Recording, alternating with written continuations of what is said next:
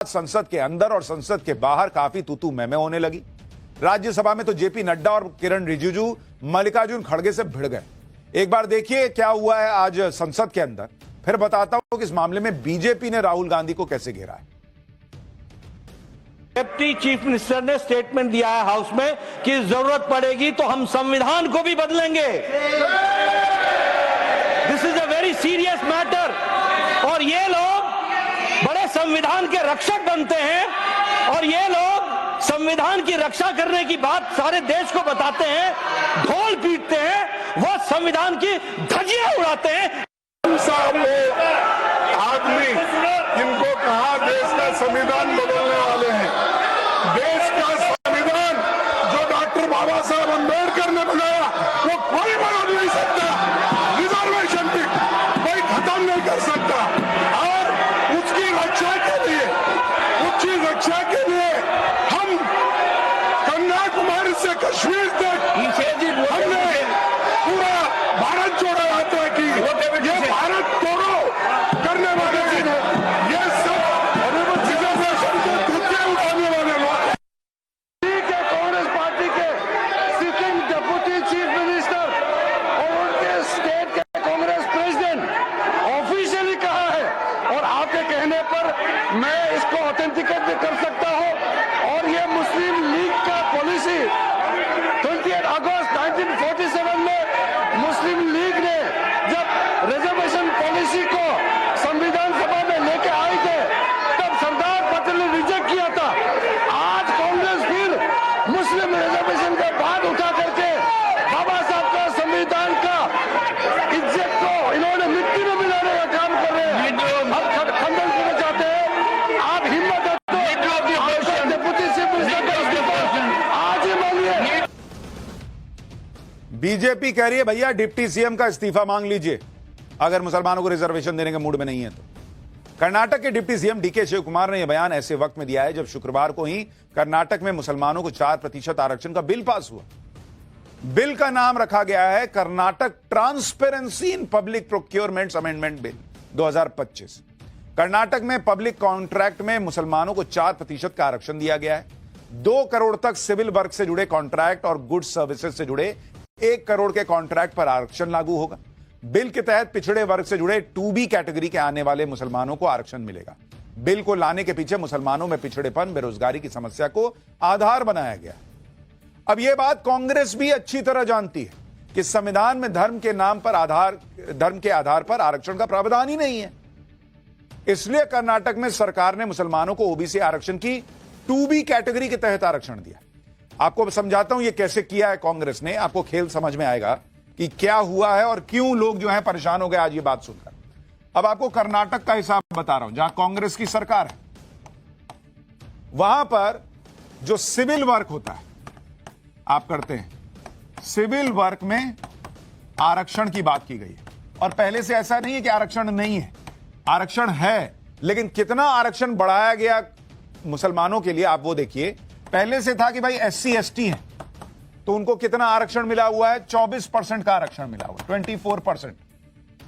जो OBC category है, OBC में कैटेगरी 1 कैटेगरी 1 जो है उसको आरक्षण दिया हुआ है 4%। अब ओबीसी 2A है, ओबीसी 2A उसमें कितना आरक्षण दिया हुआ है, 15%।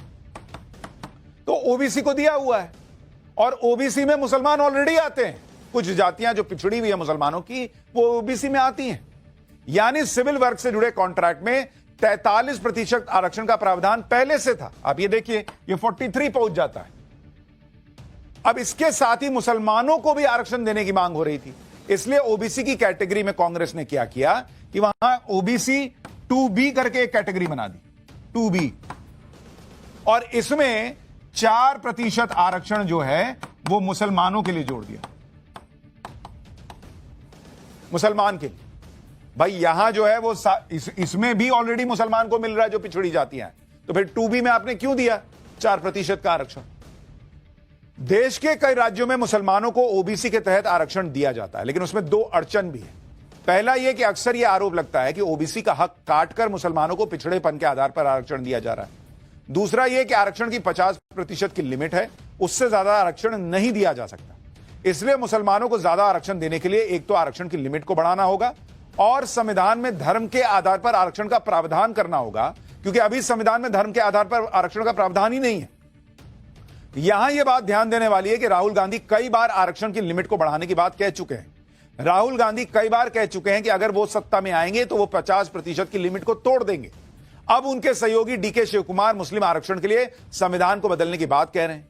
इसलिए यहां यह सवाल उठ रहा है कि क्या राहुल गांधी आरक्षण की लिमिट तोड़कर मुसलमानों को और ज्यादा आरक्षण देना चाहते हैं? क्या राहुल गांधी अगर सत्ता में आएंगे तो संविधान में बदलाव करके धर्म के आधार पर आरक्षण का रास्ता खोलेंगे, जिससे मुसलमानों को ज्यादा आरक्षण मिल सके?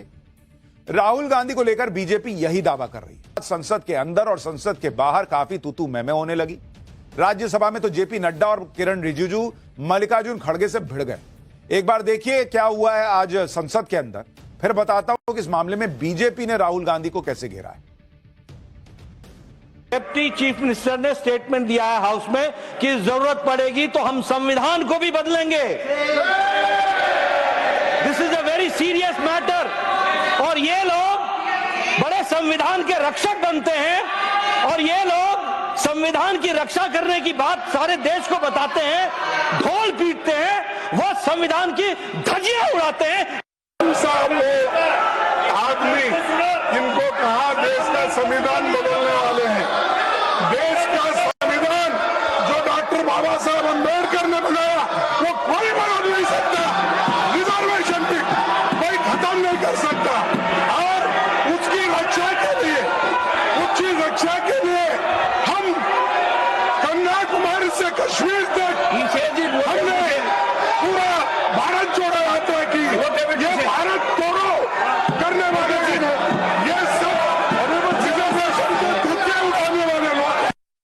ठीक है, कांग्रेस पार्टी के सिटिंग डिप्टी चीफ मिनिस्टर और उनके स्टेट के कांग्रेस प्रेसिडेंट ऑफिशियली कहा है और आपके कहने पर मैं इसको ऑथेंटिकेट भी कर सकता हूं।